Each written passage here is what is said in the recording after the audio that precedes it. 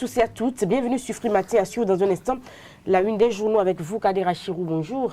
Bonjour à vous, mon chers amis internautes. Bonjour à la une de l'actualité ce matin. La révision de la Constitution du 11 décembre 1990 en procédure d'urgence à l'Assemblée nationale et quelques commentaires du ministre porte-parole du gouvernement sur Radio France Inter. Le bulletin matinal d'information sera signé Carles Kitome. Bonjour. Bonjour Nadège. La sortie de l'AEFC ce jour à Dakar dans le cadre du tour additionnel de la Coupe de CAF 2019-2020, la Coupe totale, est au menu de ce bulletin. Dans le débat, nous parlerons de la sortie du ministre de la Communication et des Postes, Alain Orula. Le ministre Alain Orula qui a de plus en plus du mal à se faire comprendre par les populations et par les hommes des médias. Nous y reviendrons dans un instant. Les sports et quelques informations pêle-mêle pour meubler l'émission. Bonjour à tous, bienvenue. Voici la une des journaux. Papa. Oui, ma fille. Tu sais, je t'ai dit qu'après mon bac, je veux devenir journaliste reporter d'images, non? Papa, tu penses m'inscrire où? Esaü.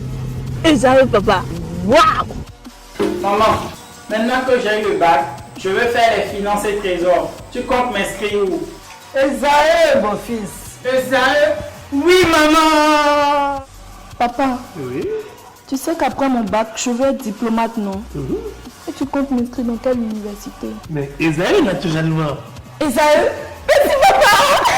À ESAE, vous êtes bien formé dans les filières comme administration du travail et de la sécurité sociale, administration générale et territoriale, administration des impôts, gestion des marchés publics, planification et développement local, droit et sciences économiques et de gestion. ESAE, c'est aussi sa télé numérique ESAE TV et son journal L'Informateur. ESAE, c'est à Bedjromede, 3e rue après le carrefour 16 ampoules allant à Jericho. Numéro de téléphone 98 98 14 00 96 80 55 11 90 93 65 21.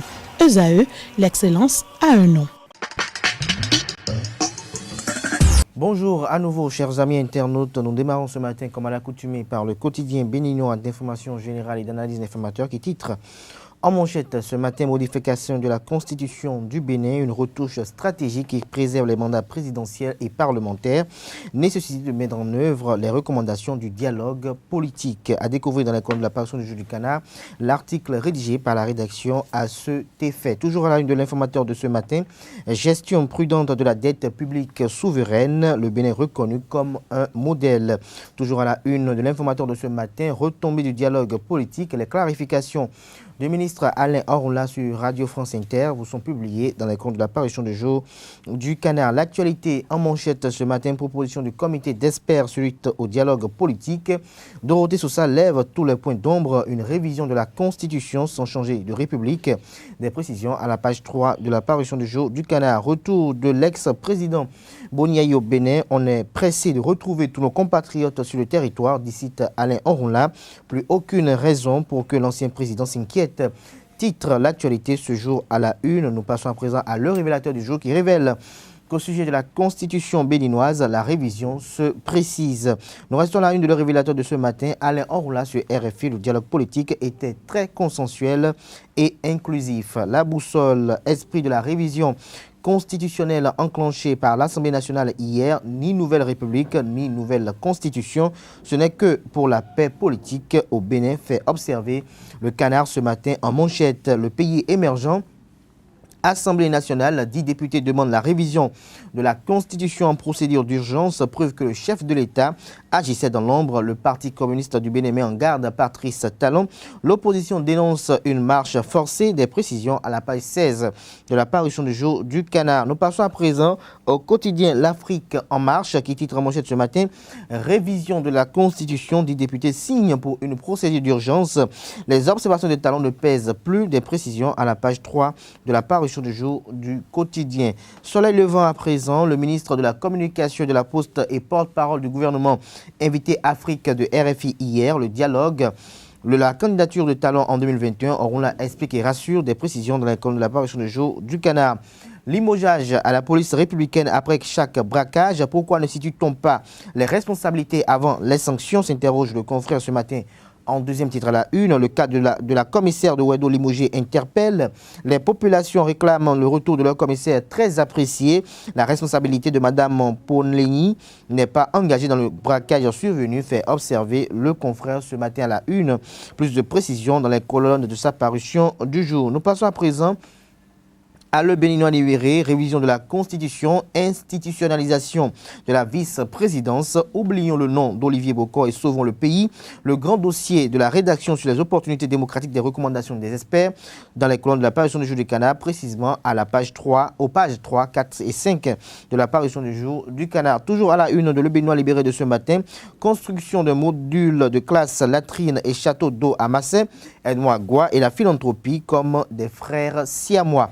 Titre, le Béninois libéré. Matin libre à présent, dialogue politique après la figuration, l'opposition bonne à rien. Des détails à la page 2 de la parution du jour du Canard et toujours à la une de Matin libre de ce matin, Atlantique, police républicaine. Le directeur général de la police républicaine et des commissaires limogés. Les raisons de ces limogeages vous sont publiées à la page 9 de la parution du jour du quotidien Matin Libre. Le meilleur à présent, président de la République à propos de la révision de la Constitution. Je ne promulguerai jamais une modification de la Constitution qui pourrait demain nous créer des histoires. D'ici, Patrice Talon fait observer et communique d'ailleurs le confrère de Le Meilleur ce matin à la une. La presse du jour. Ministre Alain Orunla sur RFI, personne ne veut la mort du pêcheur, a-t-il laissé entendre. L'intégralité de son intervention dans les colonnes de la parution du jour de la presse du jour. Le Télégramme, en deuxième titre à la une ce matin, Assemblée nationale, un troisième projet de la révision de la Constitution en procédure d'urgence. Plus de détails à la page 7 de la parution du jour du Canard et le nouvel observateur. Bénin, la marche vers une nouvelle république, s'exclame le Canard ce matin. Le matin, après la transmission du rapport du comité des experts au président Patrice Talon, Dorothée Sousa clarifie et rassure.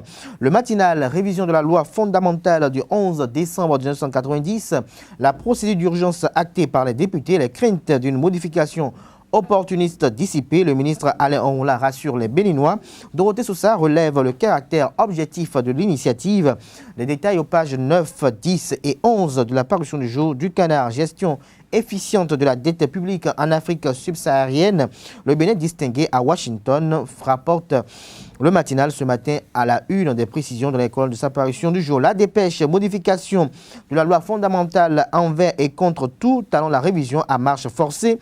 Des détails sur cette manchette avec des caricatures assez expressives aux pages 3 et 6 de la parution du jour du Canard. Bénin. Amnesty International souhaite une clause d'exclusion dans la loi d'amnistie. Des précisions à la page 9 de la parution du jour de la dépêche. Le challenge en manchette ce matin. Début hier de la révision de la Constitution à l'Assemblée nationale. Une modification qui ne touche ni le mandat présidentiel ni la forme de l'État. Objectif, rien que la paix politique. Toujours à la une de le challenge de ce matin, le ministre Alain Orunla sur RFI hier.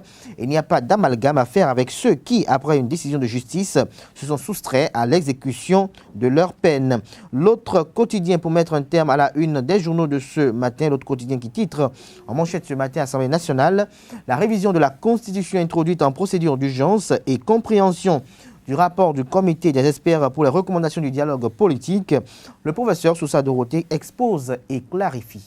Les quotidiens béninois sont disponibles dans les kiosques au prix de 300 francs CFA. Vous les avez aussi et surtout en ligne. Nous passons à présent au bulletin matinal d'information avec Carles Kitomé. Amis internautes, bonjour et bienvenue au bulletin d'information de ce mercredi 30 octobre 2019. L'ancien ministre Valentin Djanotin est invité à comparaître en citation directe devant le procureur de la République près du tribunal de Cotonou le 8 novembre prochain. Il lui est reproché d'avoir publié un courrier confidentiel adressé par le garde des Sceaux au procureur spécial près la Cour de répression des infractions économiques et du terrorisme Criette. Et c'était le week-end du 22 septembre alors que le courrier n'avait pas encore été envoyé à son destinataire. Une situation qui fait penser à un scénario visant à inclure Valentin Djanotin dans la loi d'amnistie en cours d'élaboration.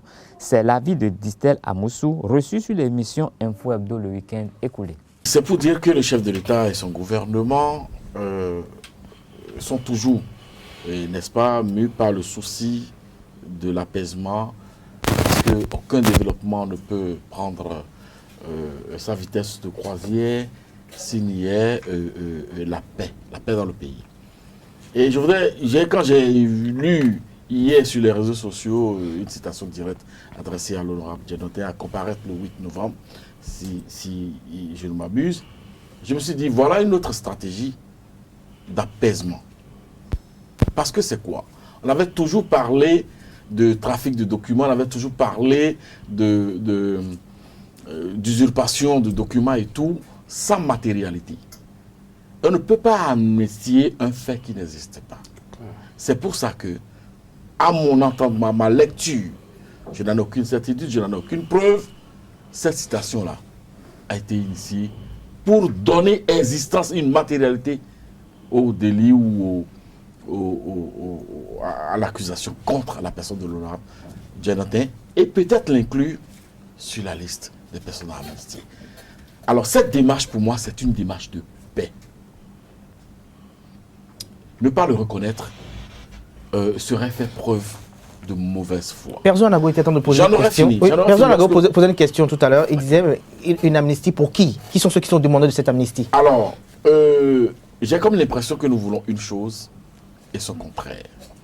Il y a eu élection. Il y a eu contestation. Il y a eu manipulation de personnes. Il y a eu violence, voire de fait. Il y a eu attaque contre des institutions de la République. Il y a eu attaque contre des biens publics. Il y a eu attaque contre des biens privés. Il y a eu vandalisme. Il y a eu perte de Béninois. N'est-ce pas? Alors, dans un État sérieux, c'est qu'il faudrait mener les enquêtes, prendre tout le temps qu'il faut pour situer les responsabilités. Et ça, c'est le travail de la justice. La justice a commencé par faire son travail. Mais puisque nous sommes dans un contexte politique, un environnement politique qui inféode notre justice, les acteurs politiques, comme à leurs habitudes, qu'ils soient de l'opposition ou de la mouvance, ont trouvé les moyens de dire oui, il faut dialoguer, oui, il faut se libérer les gens qui ont commis des crimes. Il faut les libérer. Et ceux qui ont tiré sur la foule. S'il vous plaît, je dis s'il vous plaît, ces acteurs politiques, qu'ils soient de la mouvance ou de l'opposition, ont encore trouvé les moyens de dire il faut dialoguer, il faut apaiser le climat politique, il faut faire ci, il faut faire ça. Alors, pour sortir des gens contre qui pèsent. Justement, concernant cette amnistie, vous avez suivi le professeur Joël Aïvor qui dit que l'amnistie ne doit pas rimer, ne doit pas être égale à l'impunité. Voilà. Je suis sur ce coup-là d'accord avec lui. Parfaitement d'accord avec lui. Et c'est pour ça que j'accuse les acteurs de la classe politique, qui soient de la mouvance ou de l'opposition, pour dire qu'ils se sont toujours vus quand leurs intérêts se retrouvent, n'est-ce pas, en danger, pour marcher sur le peuple. Regardez lorsqu'il s'est agi de respecter, n'est-ce pas, les lois en vigueur par rapport à la constitution d'un parti politique, ils se sont retrouvés pour dire il faut une démarche parlementaire, il faut faire la relecture des lois, mais lorsque des Béninois, des citoyens sont en difficulté par rapport à des lois de la République, est-ce que ces acteurs politiques-là se retrouvent pour dire il faut relire la loi? Lorsque des journalistes ont eu des problèmes par rapport, n'est-ce pas, à la dépénalisation du code, n'est-ce pas? Est-ce que ces acteurs-là, politiques-là, vous les avez vus à vos secours? Pourquoi est-ce qu'à chaque fois, quand eux, ils sont en difficulté par rapport à des lois que eux-mêmes ils ont votées, ils se retrouvent pour dire regardons dedans, faisons en sorte que. C'est quoi ça? Toujours au cours de la même émission, Agapit Napoléon Maforican, lors de ses analyses, a fait savoir que le dialogue politique est un processus qui se poursuit et qui n'est pas encore achevé. Il déplore la radicalité du parti politique Union socialiste USL de Sébastien Germain Adiavon, qui aurait pu satisfait aux exigences du ministère de l'Intérieur afin de participer au dit dialogue politique. Pour plus de précisions, suivons Agapit Napolican. Il était également sur l'émission Info Hebdo de ce week-end. Au dialogue politique, il y avait l'FCPE, heureusement, qui est l'opposition. Vous savez, aujourd'hui, le premier gagnant de l'amnistie, c'est Yahi Boni, par exemple. Et ils le savent. Le premier gagnant de la... Comment j'ai entendu qui est demandeur, c'est Yahi Boni. Et quand le président a dit, je l'ai appelé, dit de venir au pays, c'est tout à l'heure, il dit quoi? Rendre au pays, parce que tu es une personnalité, tu es un ancien président de la République. Parce que, quand il y a Boni, au moins, moi je ne dis pas qu'il est coupable de quelque chose, mais au moins, on ne va plus, aucun juge ne va pour dire, je vais t'écouter par rapport aux événements. Là, au moins, si l'amnistie était votée, au moins ça, c'est réglé. Il peut rentrer sans aucune peur que quelqu'un peut se lever un beau jour, vous dit, même si talent quittait, on dit ok, ou bien que c'est un piège. L'amnistie, au moins, efface ça. C'est pas la FCBE, c'est pas UP ou UBN qui ont demandé à l'amnistie. Allez regarder les souches, les documents que vous voyez d'où c'est venu l'amnistie. Donc, je ne suis pas défenseur de ça, mais je constate que si on votait l'un des premiers, c'est Boni Yahi, et il est de l'opposition. Et il est ce dont on parle. Et Adjavon, candidat Zanaï, et qui encore les PCB pour voir un peu ce dont de l'opposition. En fait, c'est à eux que se réduit aujourd'hui l'opposition. Et quelques transfuges, enfin, quelques gars de FCBE perdus ici et là. Perdus ici et là, c'est un peu éparpillé au Bénin comme à l'extérieur. On ne les connaît pas. Donc, aujourd'hui, moi, je pense qu'ils ont intérêt plutôt à rallier leurs camarades d'hier et à apporter. Ce n'est que de l'intérieur qu'on peut faire le vrai débat. Si les USL, par exemple, avaient souscrit à ce que le ministre demandait, peut-être que c'est abusif, hein, mais ils auraient été là. Et ces gens-là, ils auraient au moins dire, au moins leur voix. Et quand le gouvernement dit, j'ai pris acte, dit, mais pourtant nous avons demandé ça, on n'a pas eu. Ils auraient pris le gouvernement au mot. Par exemple, il y a beaucoup de choses qu'on peut. En matière de dialogue, on lâche parfois des choses, on lâche pour gagner. Oh, j'ai l'impression que nous, quand on dit dialogue, les gens se disent, voilà, on a des préalables. Mais vous ne pouvez pas avoir des préalables si vous n'êtes pas en position de force. Celui que vous avez appelé, c'est celui qui est en position de force. Il dit, venez, on va discuter. Mais allez discuter. Et quand il y a donc, pour moi, en face, il n'y a pas eu de dialogue, il y a eu un plusieurs monologue. C'est-à-dire que ceux qui pensent la même chose, ils l'ont retrouvé. On prit un test. Comme dit-elle, il faudrait encore qu'il envoie le test aux autres pour dire, nous, voilà nous. Mais dedans, on ne peut pas dire, nous l'exigeons. Vous ne pouvez exiger que si vous êtes en mesure de le faire. Donc, le respect que nous devons les uns aux autres voudrait que, surtout quand parmi les gens qui ont assumé les hautes fonctions de l'État, il faut utiliser les langages. Nous éduquons nos enfants. Il faut souhaiter, il faut suggérer, il faut expliquer. Donc, pour moi, le dialogue n'est pas terminé. Pour vous répondre en 30 secondes, le dialogue n'est pas, c'est un processus. C'est un processus, mais est-ce que les modifications et les compléments qui seront effectués... Ça ne peut pas tout régler, mais ça va corriger déjà des dysfonctionnements. Ça va permettre déjà de ne plus revenir sur certains débats. D'autres débats vont surgir sans doute. C'est ça la démocratie. D'autres débats vont surgir.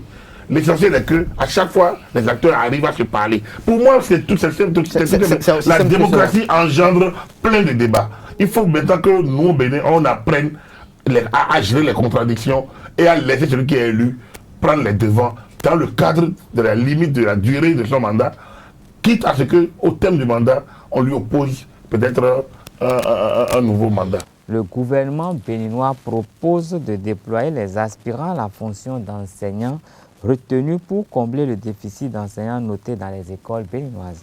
Cette décision devrait prendre effet au cours de cette semaine pour soulager les déficits d'enseignants et soulager également les enseignants qui sont obligés de prendre en compte plusieurs classes et donc de gérer des effectifs pléthoriques. Le Conseil des ministres du 31 juillet a noté un gap de 7397 enseignants au primaire et 14 332 au secondaire. Notons que la situation du secondaire a déjà été réglée en partie et que celle du primaire sera effective sous peu. Esaü FC affronte cet après-midi Génération Foot Academy du Sénégal à Dakar dans le cadre du tour additionnel de la Coupe de la CAF Total 2019-2020. Les universitaires ont quitté Cotonou ce lundi pour rallier la capitale sénégalaise où ils ont déjà pris quartier. Esaü FC, pour arriver à cette étape, a éliminé successivement ASC Nîmes de Mauritanie, puis Salitas du Burkina Faso. Les Sénégalais, quant à eux, sont tombés aux portes des poules de la Ligue des Champions après leur élimination le 24 octobre dernier par le Zamalek d'Égypte qui les a battus sur le score de 1-0 au match retour au stade militaire du Caire. Au match aller, les Sénégalais avaient gagné à domicile sur le score de 2-1. Les universitaires, en cas de qualification, vont ouvrir la porte des poules des compétitions des clubs africains au club béninois. Précédemment journaliste sportif à l'Office de radiodiffusion et télévision du Bénin, ORTB, Alexis Chaudaton, décédé le 9 octobre dernier, sera inhumé ce jour au cimetière de Vassiro dans la commune de Ouida.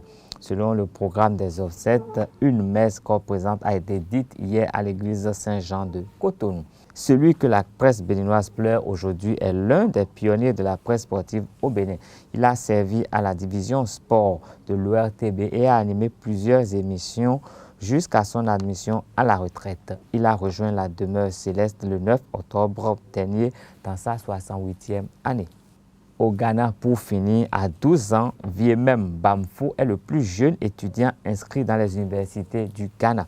Scolarisé à la maison par son père Robert Bamfo, un diplômé en génie chimique, il a passé avec brio tous les examens d'entrée à l'université.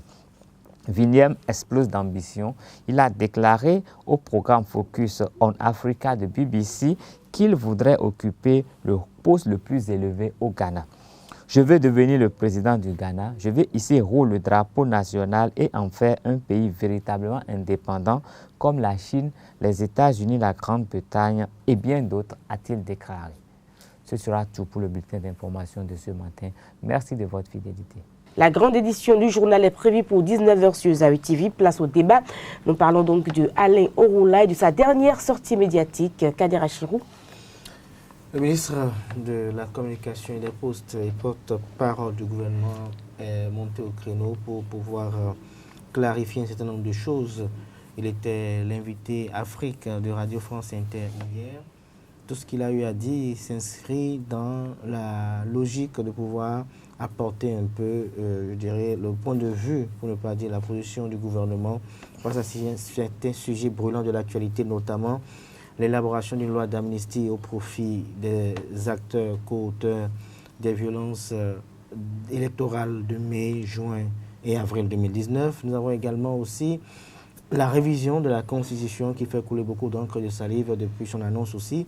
Et donc, on ne peut que retenir qu'il s'agit d'une révision constitutionnelle dont le chef de l'État n'est pas l'instigateur, mais plutôt la classe politique qui a voulu cette révision constitutionnelle pour pouvoir réajuster un certain nombre de choses afin que les choses puissent mieux converger pour un apaisement de la tension sociopolitique qui prévaut actuellement au pays. Et donc, par la même occasion, il a été évoqué également le cas de l'ancien président Thomas Boniaï où des assurances ont été données comme quoi l'ancien président Thomas Boniaï ne craint plus rien s'il foulait le sol béninois, comme quoi il pourrait avoir un juge qui voudrait l'écouter ou il pourrait avoir, je dirais, une procédure judiciaire qui pourrait être lancée à son encontre. Il n'y a plus aucune inquiétude. Et donc, l'idéal, comme il a eu à le dire, c'est que tout le monde rentre et que tous les Béninois rentrent au Bénin, qu'ils puissent se sentir à l'aise chez eux au Bénin et que la loi d'amnistie n'est pas l'équivalence de l'impunité et qu'il n'y a que ceux qui ont été pris dans ces cadres-là qui seront pris en compte par cette loi d'amnistie. Maintenant, il revient au Parlement à travers son rôle législateur de pouvoir revoir les choses et de pouvoir peut-être probablement inclure dans cette loi d'amnistie les acteurs politiques qui peut-être sont objets de poursuites, mais dont on aurait besoin d'eux quand même, ou peut-être d'une amnistie en leur faveur pour une accalmie de la situation sociopolitique actuelle. Et donc, nous espérons aujourd'hui, et j'en finirai là, nous espérons aujourd'hui que la plupart des acteurs politiques, qu'on soit de l'opposition ou de la mouvance, puissent fumer le calumet de la paix, puissent être d'accord pour ne pas être d'accord sur le fait que cette révision s'impose et qu'il faut la réviser et que aussi c'est dans l'intérêt beaucoup plus de ceux qui crient « nous voulons une reprise des élections législatives ». Parce que cette révision, une fois effective, engendre ou amène à ce que en 2021 ou en 2020 ou encore en 2026, qu'il y ait des élections générales. Et donc, il suffit à cette opposition de tout mettre en œuvre pour qu'en 2021, après la présidentielle, on puisse avoir les élections communales et législatives afin que la 9e législature puisse s'installer avec ceux qui n'ont pas pu participer à cela. Et je crois que tout ce qui se passe aujourd'hui restera une mémoire, une leçon assez vivace dans les esprits des populations qui sont apolitiques et qui comprendront que les politiciens arrivent toujours à s'entendre entre eux quand il y a des questions spécifiquement d'ordre politique, quand il y a des questions qui menacent leurs intérêts politiques. Ils arrivent toujours à trouver qu'il y a des lois qui ne sont peut-être pas très agréables, qui ne sont pas bonnes, alors que le pauvre Béninois, le pauvre citoyen subit toujours les affres de certaines législations qui ont été votées par amateurisme législatif, mais le pauvre Béninois subit ces erreurs-là parce qu'il n'a aucun moyen de pression pour pouvoir faire pression, alors que les acteurs politiques utilisent ces mêmes populations avec des excès de naïveté, avec des coups de billets de banque pour les manipuler, pour arriver à leur fin. C'est quand même dommage, mais il faut que les populations béninoises puissent comprendre cela, que ça ne sert à rien de s'offrir un bouclier pour instruire Y en tant que politicien, parce que tôt ou tard, ils finiront par se retrouver au nom d'une pseudo-paix pour le pays. Carles Kitome, pourquoi les propos d'Alain Orunla fâchent? Est-ce parce qu'il a été l'ancien avocat du président Sébastien Ajavin? Bon, ça dépend de la position de ceux qui parlent. La position permet aux gens d'apprécier. Bon, moi, je ne sais pas exactement quels ont été ses rapports. Les rapports entre les deux, il a été son avocat, bon, c'est un fait. Mais aujourd'hui, il est dans une autre position et il défend autre chose. Et ce qu'il défend aujourd'hui, c'est le Bénin. C'est le gouvernement béninois, c'est le porte-parole du gouvernement. Donc, il est obligé de s'en tenir à ce qui est retenu. Donc, il n'est plus libre de parler comme il veut, comme il aurait fait s'il était au barreau. Il n'est pas là pour défendre un individu. Il n'est pas là dans un dossier où il va fouiller des articles de loi pour essayer d'embrouiller les cartes ou pour essayer de tirer son client d'affaires.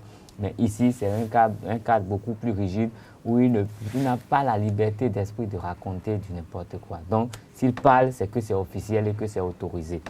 Mais quand on l'écoute, je crois que le ministre Orunla est passé sur une émission. Je ne sais pas comment ils ont préparé l'émission, je ne sais pas quel travail de communication a été fait autour, mais il a laissé entendre des choses qui suscitent un peu trop de commentaires. Je pense qu'il y a des choses qu'il aurait pu nous dire plus simplement et que ça passerait. Parce que quand on va aujourd'hui, quand nous nous intéressons juste à cette loi d'amnistie qu'il a évoquée dans son intervention, c'est une loi qui pose beaucoup de problèmes. À peine la loi a été annoncée, à peine l'idée de ce projet de loi a été annoncée, non, c'est même une proposition, c'est parce que c'est venu du dialogue politique. À peine l'idée est mise, la société civile est montée au créneau pour dire qu'on ne saurait amnistier des gens qui ont commis des actes de vandalisme dans ce pays. Qu'on ne saurait amnistier des gens qui ont tué pendant cette période-là. Donc, et d'autres disent aujourd'hui qu'il faut amnistier des politiciens. Donc, c'est déjà un sujet qui pose trop polémique et la façon de l'évoquer aurait pu mettre les gens tranquilles. Mais le fait de le dire a encore suscité plus de polémique, tout le monde en parle. Et également, la révision de la Constitution a été évoquée. Vous savez, depuis 1990, que c'est un problème dangereux au Bénin quand on parle de la Constitution. Tout le monde veut qu'on révise la Constitution, mais personne ne veut que ce soit l'autre qui emprunte l'initiative. Le président Patrice Talon est arrivé, avant de boucler 12 mois à la tête de ce pays, a quand même proposé une loi dans ce sens. Et vous avez vu, l'échec était cuisant. Et il a dit, il a promis des choses. Il avait évoqué des mots que je n'aimerais pas répéter sur ce plateau. Mais moi, quand j'analyse un peu tout ce qui se passe, les lois qui ont été votées, les contestations, et puis vers la fin du mandat, je suis sûr que dans les 12 derniers mois, nous serons encore là à parler de la révision de la Constitution parce que c'est un peu cher au chef de l'État et toute la classe politique doit s'entendre sur l'essentiel pour que ce soit fait. Je pense que le dialogue politique a été très utile dans ce sens. Maintenant, il reviendra au ministre Alain Orunla de savoir remonter au créneau pour dire ce qu'il faut pour que les Béninois se retrouvent complètement à l'aise dans le débat parce que la suspicion est trop grande. Voilà. Pour peut-être ajouter, je dirais que ce que confondent la plupart des esprits qu'on pourrait peut-être qualifier de petits parfois, c'est qu'ils n'arrivent pas à faire la distinction entre Alain Orunla, ministre de la Communication et des Postes, Alain Onroula, acteur politique, Alain Onroula, membre du parti politique Bloc républicain, et Alain Onroula, avocat conseil. Parce que, faut-il bien le préciser, au moment où Alain Onroula était l'avocat de Sébastien Djermé-Ajavong dans cette nébuleuse, Alain Onroula n'était pas militant de l'Union sociale libérale. Il n'a pas pris de position politique et donc on peut peut-être interpréter cela sur le fait qu'il était en train de satisfaire les exigences d'un client. C'est sa profession. C'est sa profession. C'est pas parce que je suis acteur politique approuvant les initiatives et les actions du pouvoir en place que si un acteur politique du camp adverse sollicite mes services, je vais dire non. Imaginez, M. Karl, vous êtes peut-être un maçon et que parce que vous approuvez tout ce que fait Patrice Talon, vous allez dire parce que tel opposant m'a devenu construire sa maison, je vais dire non, je ne veux pas construire parce que c'est un opposant et donc je ne veux pas le faire, non. Alain Onroula était dans l'exercice de sa profession. Il a fini avec cette profession-là, avec cet exercice-là, le contrat a été fini. Le contrat en question, puisque... Le ministre va redevenir avocat. Non, il a fini avec le contrat. Il a fini avec le contrat avec Sébastien Djermé-Ajavong, puisque quand il s'est agi après de la Cour africaine des droits de l'homme et des peuples, il ne faisait pas partie de ces avocats-là. Et après, il est rentré en politique. Il est devenu acteur politique de Bénin en route. Après, Bénin en route qui s'est fusionné à Dynamique Unitaire pour après donner naissance à Bloc républicain. Donc, il est au sein de cette formation politique Bloc républicain dont il avait été le porte-parole. Puis après, au remaniement ministériel, il est ministre du gouvernement. Donc, pour ma part, il n'y a pas d'inquiétude, il n'y a pas de problème. On devrait peut-être comprendre cela de façon très simple. Et pour finir, par rapport à cette question de révision de la Constitution, je crois que le véritable problème, c'est une question de quête de gloire. Chacun ne veut pas que ce soit l'autre qui ait cette gloire, qui ait ce mérite de pouvoir réviser la Constitution, parce que n'oubliez pas que le président qui aura sous son mandat révisé cette Constitution pour la première fois recevra quand même une grande gloire, parce que les chefs d'État successifs ont tenté, mais n'ont jamais pu. Le général Mathieu Kélékou a voulu le faire, il a été tassé de tous les maux. Boni Yayi a voulu le faire à maintes reprises, lui aussi. Il a été tassé de tous les mots. Et donc, Patrice Talon, à son premier quinquennat, s'il y arriverait, ou même si ce n'est pas lui, et que cela émane de sa majorité, et qu'ils y arrivent à conduire le dossier à bon port, je crois que cela restera inscrit dans l'annale de l'histoire politique du pays, que c'est sous Patrice Talon que pour la première fois au Bénin, après moult tentatives, la révision de la Constitution a été révisée. Je crois que cela sera également une gloire qui sera inscrite en lettres d'or dans, je dirais, le bilan de Patrice Talon, s'il avise et qu'en 2021, il décidait de partir. Merci à vous, Kader Achirou, Kales Kitoumé, merci. On passe à l'actualité sportive. En sport, la délégation de ZAE FC est composée de 18 joueurs et de 7 accompagnateurs séjourne déjà en terre sénégalaise. Elle a installé son camp à l'hôtel de base de l'hôtel Princesse de Sali à Hambourg, à 30 minutes environ de Thiès, où aura lieu le match aller du tour additionnel de la Coupe de la Confédération Total CAF 2019-2020. Contre Génération Foot de Dakar.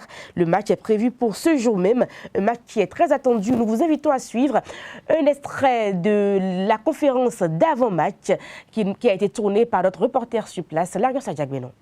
Nous sommes venus dans l'état d'esprit de la gagne. Nous sommes une petite équipe du Bénin qui fait son bout de chemin. Et nous savons qu'au Bénin, nous aurons en face une grande équipe, je crois l'équipe championne du Sénégal. Alors, nous venons ici demain jouer avec nos valeurs et confiants de faire un bon résultat. Oui, je crois que c'est notre première participation en compétition internationale. Et maintenant, par rapport à notre adversaire, nous ne le connaissons pas, mais nous avons eu des informations sur cet adversaire, qui est sans doute l'équipe championne du Sénégal. Et à part ça, je crois qui regorge de beaucoup d'internationaux. Je crois qu'il y a un mois passé, notre équipe nationale était ici pour le tournoi de l'UFOA. Et je crois qu'ils ont joué contre le Sénégal. Et on aurait appris que l'équipe nationale du Sénégal regorgeait de beaucoup d'internationaux, dont la majorité venait de Génération Foot. Et en termes de... C'est la première fois que nous voyons cette équipe jouer. Nous les avons vus sur vidéo la fois dernière quand ils ont joué contre Zamalek. À part ça, nous ne les connaissons pas. Nous savons que c'est l'équipe championne du Sénégal. Voilà les données que nous avons sur cette équipe. Nous savons que l'adversaire est de taille. C'est un grand adversaire qui joue bien au ballon. Mais nous aussi, nous sommes venus avec nos valeurs. Nous allons jouer et montrer ce que nous savons faire jusque-là. Oui, c'est une université privée qui fait partie des clubs qui jouent le championnat béninois et qui regorge des étudiants, dont le capitaine. Lui, c'est un étudiant de l'école. C'est le capitaine. Il y a certains qui sont étudiants. Et par contre, nous avons aussi d'autres joueurs qui ne sont pas étudiants et qui font partie du groupe. Et qui ne sont pas forcément étudiants. Oui, c'est intéressant parce que nous, dans notre philosophie, surtout au niveau des séances d'entraînement, nous travaillons le bloc bas, nous travaillons aussi le bloc médian. Et je pense que c'est une stratégie intéressante pour nous. Et ce qu'il faut se dire, c'est que prier pour que nos joueurs retrouvent l'état de forme, parce que nous avons une attaque qui peut nous valoir 1 but, 2 buts par match. Et je pense qu'il n'a pas faux, parce que c'est normal, il joue à l'extérieur. Et bonne génération foot, c'est normal comme stratégie. Et maintenant, nous, comme je l'ai dit tantôt, nous allons tout faire pour arracher la qualification, c'est-à-dire marquer le maximum. S'il faut 3 buts et ne pas encaisser. L'équipe de Génération Foot, nous n'avons pas une grande connaissance de l'effectif. Néanmoins, nous savons que c'est une équipe qui existe depuis fort longtemps et que l'équipe a déjà fait ses preuves dans le championnat sénégalais. Comparativement à nous, il n'y a pas grand chose à dire. Néanmoins, nous sommes en territoire étranger et ce que nous devons faire, c'est dans un premier temps de procéder à une observation de cette équipe-là et voir dans la mesure du possible tirer notre épingle du jeu. Nous souhaitons bonne chance donc à l'équipe des AEFC. Ainsi se refait Free Matin du jour. Portez-vous bien. Au revoir.